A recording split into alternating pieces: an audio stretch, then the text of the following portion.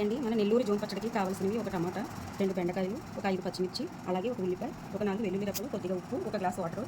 ఈ వాటర్ గిన్నెలో వేసుకున్న తర్వాత ఇప్పుడు మనకి ఇక్కడ ఉన్నవన్నీ తుంచి అది కట్ చేసుకుని అందులో వేసుకోవాలి. ఇప్పుడు వీటిని స్టవ్ మీద పెట్టి ఈ నీళ్ళని ఇందులోనే మగ్గిపోయేలాగా ఉడికించుకుందాం. ఇప్పుడు ఉసిరికాయ సైజ్ అంతా చింతపండుని వేసుకోండి.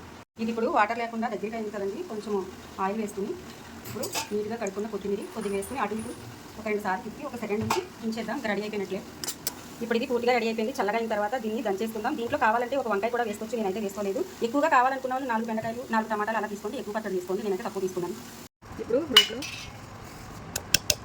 రుచికి సరిపడా ఉప్పు వేసుకుని ఇప్పుడు పచ్చడిని దీంట్లో వేసుకుంటాం. మరీ ఎక్కువ దంచకుండా, ఎందుకంటే మెత్తగా ఉడికింది కాబట్టి కొద్దిగా దంచుతాం.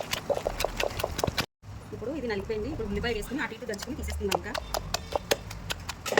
చూసారు కదండి, ఇలా అయితే వచ్చేసింది. వేడి వేడి అన్నంలోకి వేసుకుంటేనండి చాలా ఎక్సలెంట్గా ఉంటుంది. అలాగే నా వీడియో నచ్చితే లైక్ చేయండి, షేర్ చేయండి, నా ఛానల్ సబ్స్క్రైబ్ చేయండి.